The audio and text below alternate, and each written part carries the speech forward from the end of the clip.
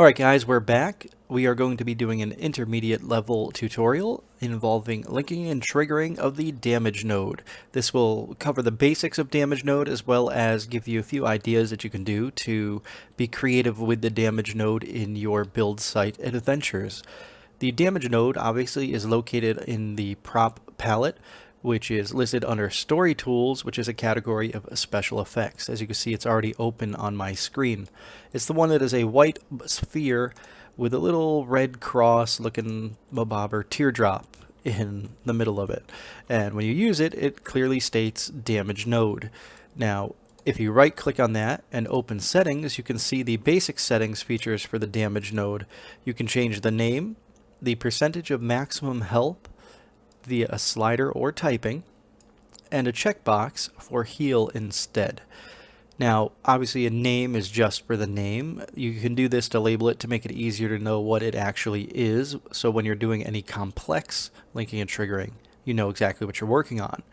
Percentage of max health is just the amount of damage or healing that will be done every time this node is triggered. For this, we're just going to do a little quick one, so we'll put it down to 10. We'll just say that.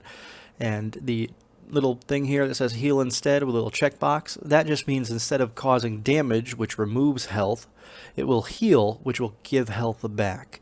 And you can use that feature on either players or NPCs. So you have that option to do both. So we're going to rename this one. Instead of being damage node, we're going to call this one first hit. Okay? Actually, you know what? Let's change to something better. We're going to do damage over time. Hit enter, there we go, and you'll see it changes on the screen. Now, I'm just running around it over here, and right now, as it is, this particular node is really useless because it's not one of those things where like, okay, I'm going to bump into it when I play. You have to link it using linking and triggering. The particular option it gets is strictly when this damage node activates, which means you have to have two things added to this in order to get it to work. You need something that will trigger it to make it activate, and then you need something to link from it to put the damage out. And you could do that in a couple of different ways. The way that most people are going to probably use right off, since it's the easiest, is by creating an area using your area tool. That's obviously hotkey 9, as you can see in the lower left hand of the screen. I'm going to make a quick selection here using the area tool. And then we're going to use the V key to confirm it. And I have areas showing. So now you see I have an area here. Now I'm going to right click on the damage over time thing, and I am going to create a link. It says when this damage node activates, click on that, and then you can select the linking area, and it says damage all creatures in this area. That is the only thing it can do currently with the area effect. Now, right now it doesn't do anything. I'm walking in it and nothing is happening because nothing's actually triggering it. It's not active. It's simply saying eventually this is going to be the damage zone. So now we need something to cause it to actually trigger. So we are going to make a damage over time node. So I'm going to make a timer. That's also under your props menu. The same story tool section. You're going to see a little timer filter here. It's this green hourglass shape. Going to click that. We're going to place it here. And if you've not used this before, it's linking and triggering, so it still has an open settings option with a name, your duration, and then the loop until pause check mark. Now we're going to name this because we're going to call it dot timer. And the duration, we're going to change it. You know, you could put it to whatever you'd like as the normal timer section, but we're going to change it to 1. It's going to do damage once every second, and we want this to loop until paused. So we're going to hit right there, click, check mark, close it out, and you'll see it changes the name. Now you're going to right click and open up the create link portion here. And now when this timer completes, starts, pauses, or resets, it's going to send out a signal to the next thing in the chain. Now we are making it loop permanently every second. So we're going to say when this timer resets. So when it resets, we're going to click onto this damage over time, and now it's going to activate. Basically what that means is every time that resets, it's going to cause damage. Now anything standing in here, when that timer goes off, every 1 second is going to be doing damage. Which makes me go, 10 might be a little too high. We're going to lower it just a bit. We don't want to kill anyone right away, right? So get there into the 5, make it save. Now we need something to turn on the timer. We're going to go right here to switches and levers, which is also under the special effects tab in your prop menu. We're going to do this. Create a link. When this switch turns on, it's going to start this timer. When this switch turns off,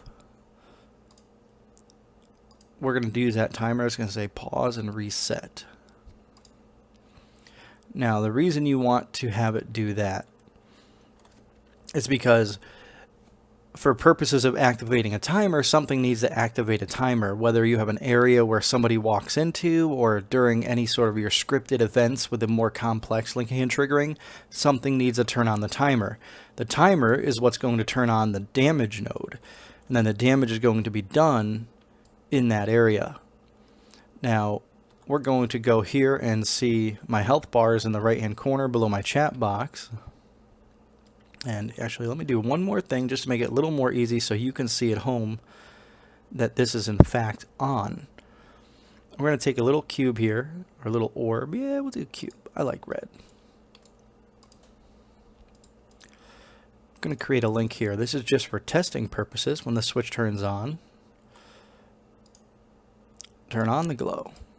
When the switch here, create a link, turns off, turn off the glow. This is for testing. It's a feature that people will use just to make sure that they know things work. As you can see now, it's in the upright position. That is turned off.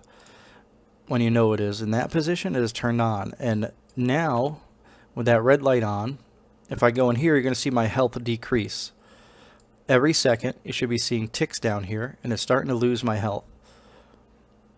And you'll see it slowly decrease as a damage over time. That's replicating a traditional dot you would see in any other RPG, like, you know, World of Warcraft or EverQuest. So that's something you can create there.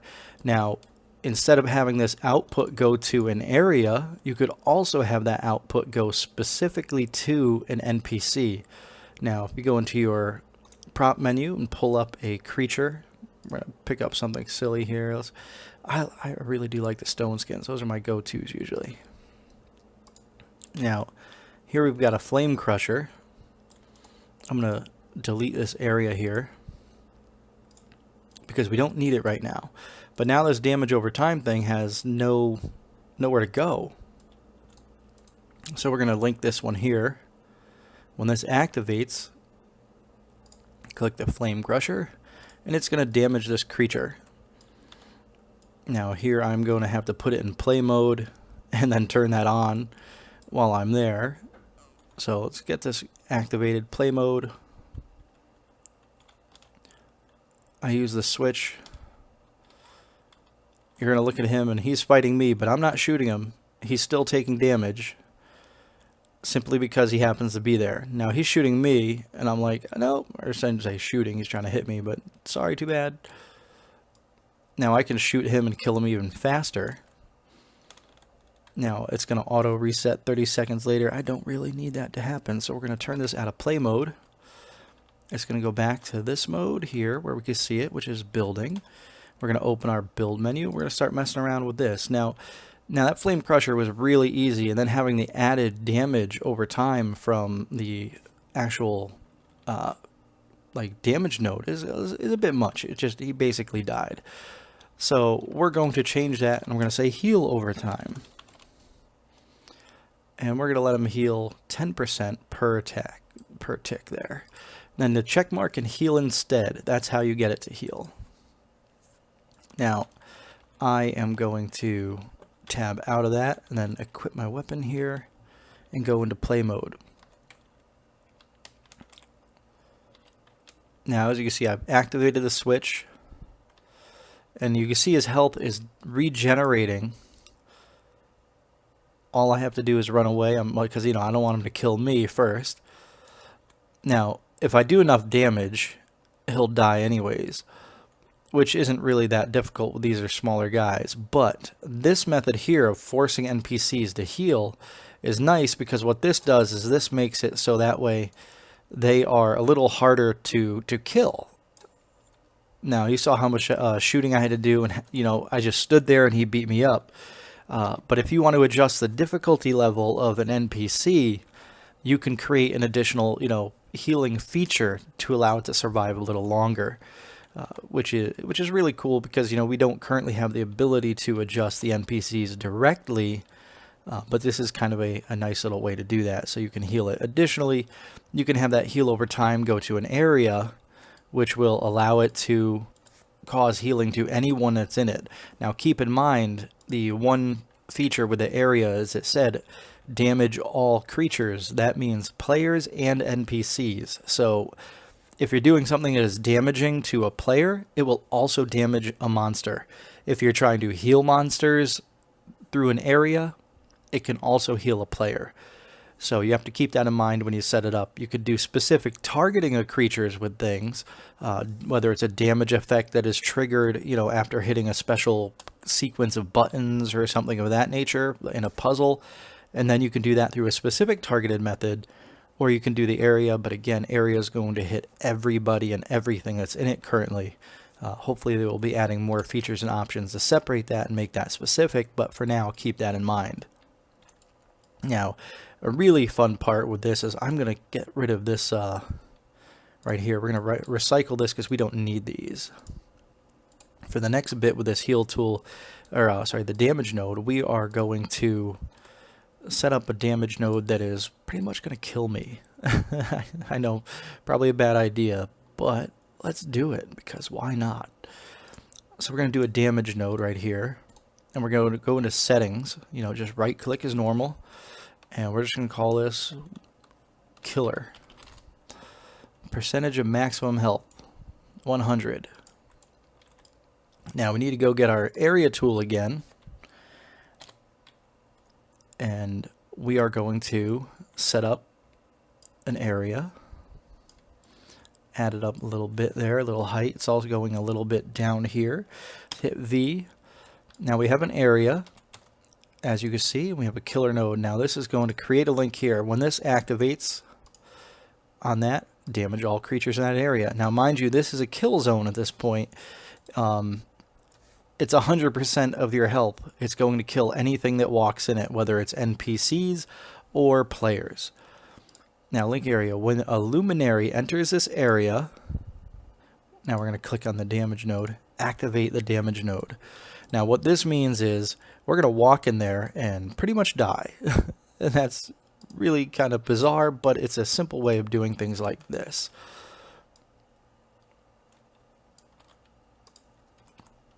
Hey look, it's lava. Now just for fun, we're going to show the trigger areas and hide them by unchecking those. Now here we are here, and it's not even in play mode. You can still see the killer thing there. And it took off 50% of my health. It's supposed to do 100, but currently it's kind of a way to say, nope, we don't want people to instantly die from silliness.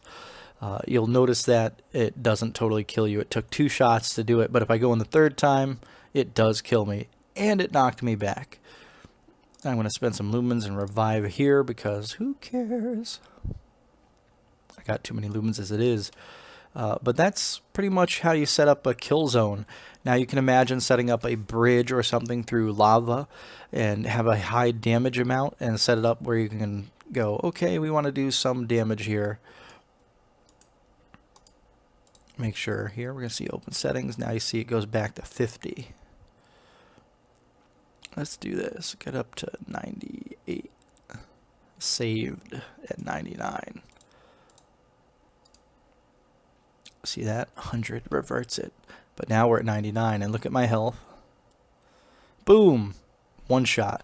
Now, this one does not have a repeating timer, so that's a 1-shot deal. Once I enter it, I can stay in there as long as I want. In this particular case here, I go in it now, and boom! Dead. I'm going to revive here. And that's pretty simple damage effects there. The current thing is with 100, if you're trying to do 100, it reverts because they probably figure setting up a bunch of like really cheap traps where you know, oh, we're gonna instant kill everybody as soon as they walk in, ha ha ha. But they make sure, but you put it on 99 and it works just fine. Now imagine having a bridge. People have been engaging in a battle and then they fall off the bridge because they're not paying attention, and then they hit that, boom, they're dead. So you get that nice impact death that you generally wouldn't get in a traditional actual like playthrough of the level before the damage node was added. So keep that in mind, build a bunch of stuff with a damage node, and try to experiment, come up with creative things, linking into a story method so you can have boss fights and all that kind of stuff. It's really cool. Continue to do it. Don't forget to tag me on Twitter if you happen to do any screenshots or anything you want me to see. Hashtag is in the upper left hand side of the screen. But for now, enjoy, build, and kill. Have a good one, guys.